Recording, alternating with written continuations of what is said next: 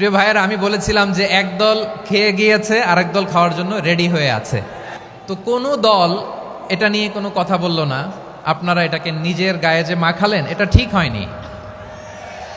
আর এই জাতীয় বার্তা যখন আমরা দেই, তখন যদি আপনি বলেন যে পারলে রাজনীতিতে আসেন, পারলে দল করে দেখান, এটা হইল?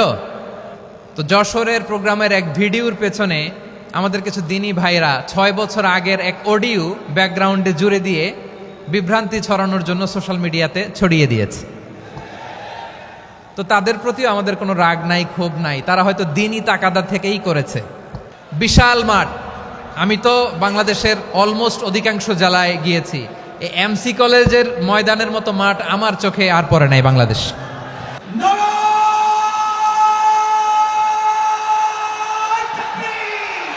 দাওয়াতের ময়দানে আছে মুমিন প্রাণে আল্লামা সাঈদীর উত্তরসূরি।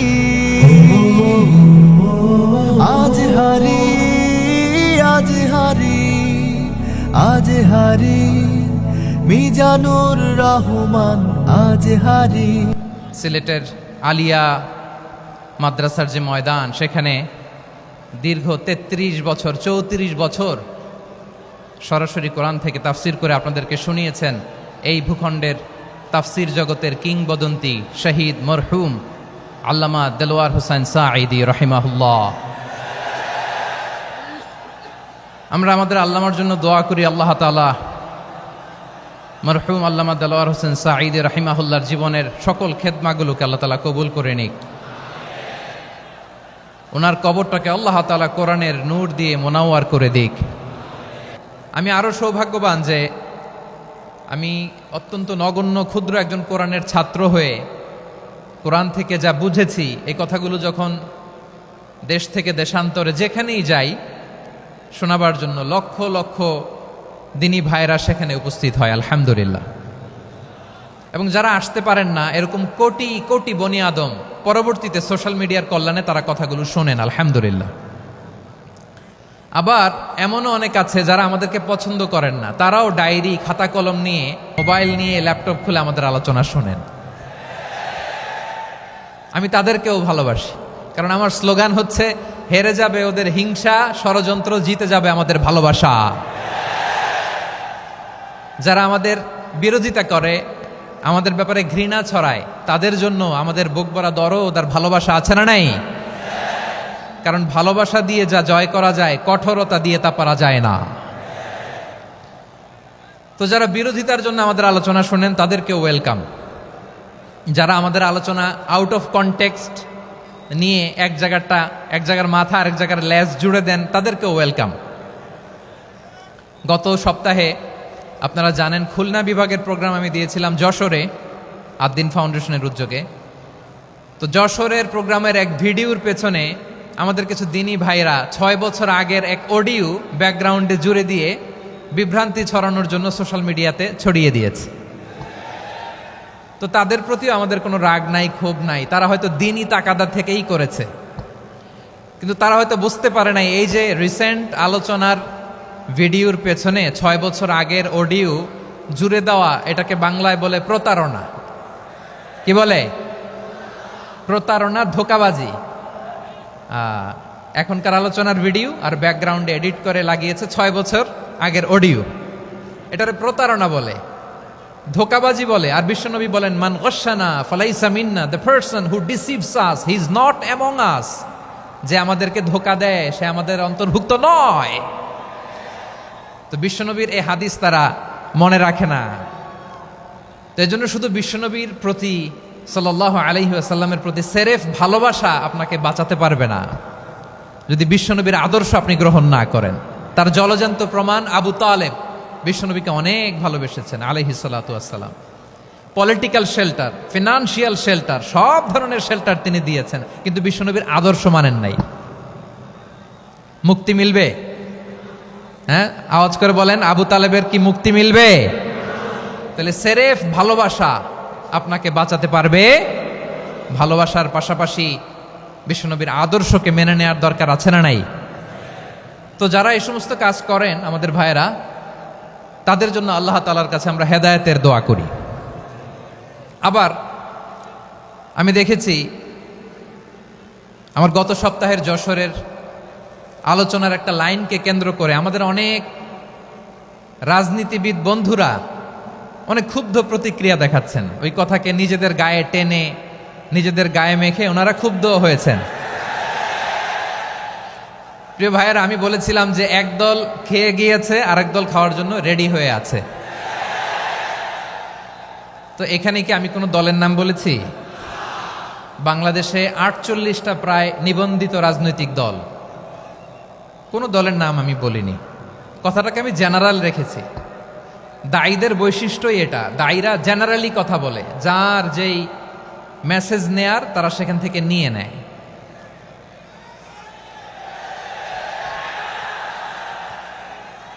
তো কোনো দল এটা নিয়ে কোনো কথা বলল না, আপনারা এটাকে নিজের গায়ে যে মাখালেন এটা ঠিক হয়নি।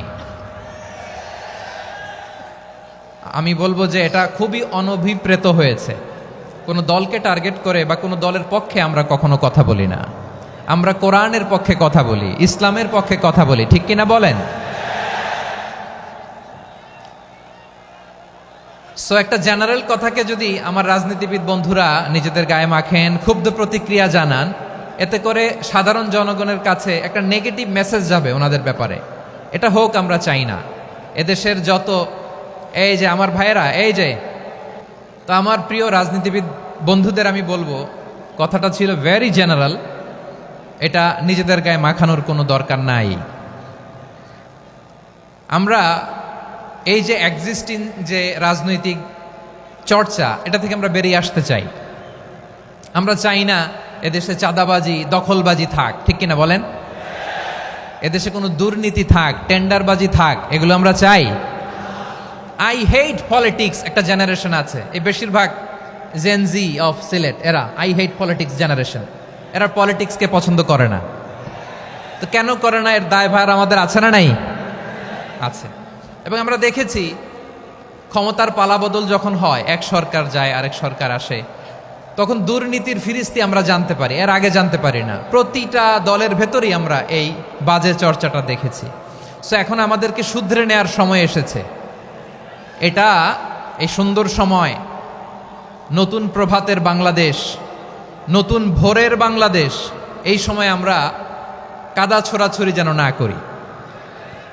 আমাদের শপথ নেয়ার সময় এসেছে। প্রতিটি দল, নিবন্ধিত ৪৮টি, সবগুলো দলের এখন শপথ নেওয়া উচিত যে আমরা কোনোদিন আর চাঁদাবাজি করব না, টেন্ডারবাজি করব না, দখলবাজি করব না। আমরা সবসময় দেশের পক্ষে থাকব, সবসময় দেশের পক্ষে থাকব। সেই কথাগুলো ছিল ভেরি জেনারেল। যে কথাগুলো আমরা জেনারেলি বলি, এগুলো জেনারেলি আপনারা নেবেন। আমার রাজনীতিবিদ বন্ধুদের কাছে এটাই আমার কামনা। আর এই জাতীয় বার্তা যখন আমরা দেই, তখন যদি আপনি বলেন যে পারলে রাজনীতিতে আসেন, পারলে দল করে দেখান, এটা হইল? আমি কি এরকম কোনো কথা বলেছি? না। আমি একজন মুফাসসিরে কোরআন, আমি একজন আলেম, এর বাইরেও আমার সবচেয়ে বড় পরিচয় আম আ সিটিজেন অফ বাংলাদেশ। আমি বাংলাদেশের একজন সাধারণ নাগরিক। আমার দেশের যে কোনো সমস্যা, যে কোনো ইনকনসিস্টেন্সি, অসঙ্গতি নিয়ে মত প্রকাশের স্বাধীনতা আমার আছে না নাই? আপনারাই তো বাক স্বাধীনতার কথা বলেন, ফ্রিডম অফ স্পিচের কথা বলেন, বাক স্বাধীনতার কথা বলেন। সো আপনারাই যদি আবার কোনো মন্তব্যের কারণে বলেন যে রাজনীতির মাঠে আসেন, দল করেন, দেখি কতটুকু পারেন, এটা ঠিক হবে না। তাই প্রিয় ভাইয়ের, আসুন আমরা দল মত নির্বিশেষে কাঁধে কাঁধ মিলিয়ে সোনার বাংলাদেশ গড়ি, দুর্নীতিমুক্ত বাংলাদেশ গড়ি। যে বাংলাদেশের জন্য রক্ত দিয়েছে আবু সাঈদ, যে নতুন ভোরের বাংলাদেশের জন্য রক্ত দিয়েছে মুগ্ধরা, যে নতুন বাংলাদেশের জন্য রক্ত ঝরিয়েছে ২৪-এর যে গণ অভ্যুত্থানের প্রত্যেকটি শহীদের আওয়াজ করে বলেন ঠিক কিনা? আল্লাহ তাআলা আমার দেশকে তুমি নিরাপদ করো, শান্তিময় করো। আমরা যেন স্বাধীন সার্বভৌম বাংলাদেশে মাথা উঁচু করে বিশ্ব দরবারে দাঁড়াতে পারি। আল্লাহ তুমি তৌফিক দান করো। আওয়াজ করে সবাই পড়ে আমিন। প্রিয় ভাইয়েরা, আমি আর কাল বিলম্ব না করে আসুন সরাসরি মহাবিশ্বের মহাগ্রন্থ আল কোরআন আল কারীমের তাফসীর শুনি। আমি আজকের এই চমৎকার রজনীতে আলোচনা করবার জন্য সূরাতুল আহজাবের 45-46 এ দুটি আয়াতকে চুজ করেছি। এ দুটি আয়াতের আলোকে কিছু কথা আপনাদের সাথে শেয়ার করব। আওয়াজ করে পড়ুন ইনশাআল্লাহ। তার আগে আসুন একটু দেখে নিই আপনারা কে কোথা থেকে এসেছেন। আপনারা সুনামগঞ্জ জেলা থেকে কারা কারা এসেছেন দেখি। সুনামগঞ্জ, মাশাআল্লাহ মাশাআল্লাহ মাশাআল্লাহ। ঠিক আছে, হাত নামাও। সুনামগঞ্জ গেল। হবিগঞ্জ, হবিগঞ্জ, ঠিক আছে, হাত নামাও। মৌলভীবাজার দেখি, মৌলভীবাজার, মাশাআল্লাহ, ঠিক আছে। এবার সিলেটের কারা কারা দেখি।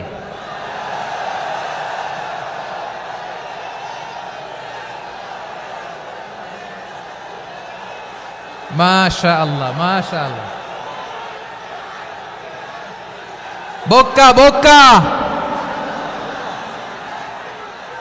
ঠিক আছে ঠিক আছে, মাশাআল্লাহ মাশাআল্লাহ, I like it, I love it, মাশাআল্লাহ। সুনামগঞ্জ, হবিগঞ্জ, মৌলভীবাজার, সিলেট। সিলেটের এই 4 জেলার বাইরে থেকে কারা কারা আসছেন দেখি। মাশাআল্লাহ, অন্যান্য অনেক জেলা থেকে আমার বাইরে এসেছে, মাশাআল্লাহ। আল্লাহ সবাইকে কবুল করুক। আজকের এই প্রোগ্রামকে, এই তাফসিরুল কোরআন মাহফিলকে আমাদের নাজাতের ওসিলা বানাক। 3 দিন ব্যাপী দেশের প্রথিতযশা অত্যন্ত বিজ্ঞ প্রাজ্ঞ ওলামারা যে সমস্ত আলোচনা, দিক নির্দেশনা এই মঞ্চ থেকে আমাদের জন্য রেখেছেন, আমরা যেন সেগুলোর উপর আমল করতে পারি। আল্লাহ তৌফিক দান করুক। প্রিয় ভাইয়েরা, বড় গ্যাদারিং, অনেক বড় শোডাউন, জনপ্রিয়তা, এগুলো আমাদের উদ্দেশ্য না। আমাদের উদ্দেশ্য হচ্ছে আল্লাহর সন্তুষ্টি। সিলেট, আওয়াজ করে বলো, আমাদের উদ্দেশ্য কার সন্তুষ্টি? আল্লাহর সন্তুষ্টি। ওইটা যদি পাই যথেষ্ট, আলহামদুলিল্লাহ আলহামদুলিল্লাহ। আসুন আমরা আমাদের নিয়তকে খালেস করে নেই। আমরা যা শুনবো আমলের নিয়তে শুনবো, নিজের জীবনকে পরিবর্তনের জন্য শুনবো, ঠিক কিনা বলেন? ইনশাআল্লাহ। আমি মেহরবানি করে এই যে ডান দিকে আমার ভাইদেরকে অনুরোধ করব, আপনারা মেহরবানি করে চুপ থাকবেন।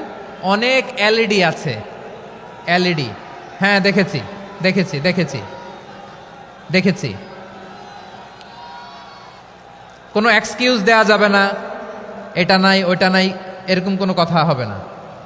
এলইডিতে আমরা দেখবো ইনশাআল্লাহ। প্রিয় ভাইরা, সূরাতুল আহজাবের 45 এবং 46 নম্বর আয়াত আমি তেলাওয়াত করেছি, যেখানে আল্লাহ তাআলা বিশ্বনবীর 5টি বৈশিষ্ট্যের কথা বলেছেন। কয়টি? সবাই বলুন আওয়াজ করে, কয়টি? 5টি বৈশিষ্ট্যের কথা আল্লাহ তাআলা এই আয়াত দুটিতে উল্লেখ করেছেন। বিশ্বনবী সাল্লাল্লাহু আলাইহি ইসলামের জীবনী, ওনার বায়োগ্রাফি নিয়ে কথা বলাটা দুষ্কর, কারণ এটার কোনো শেষ নাই, কুল নাই, কিনারা নাই, বিয়ন্ডলেস, বাউন্ডলেস, বটমলেস। সুবহানাল্লাহ বলেন। কারণ তিনি তো এমন নবী যিনি হ্যাঁ বললে এটা শরীয়তে হালাল হয়ে যায়। নবীর মুখ দিয়ে যদি বেরোয় হ্যাঁ, নাম, ইয়েস, তাহলে এটা হালাল, ঠিক কিনা বলেন? এ নবীর মুখ দিয়ে যদি না বের হয় যে না, নো, তাহলে এটা শরীয়তে হারাম হয়ে যায়। কেমন নবী আমরা পেয়েছি, যিনি হ্যাঁ বললে হালাল, না বললে হারাম, যিনি সাব্বাবা, এই আঙ্গুলি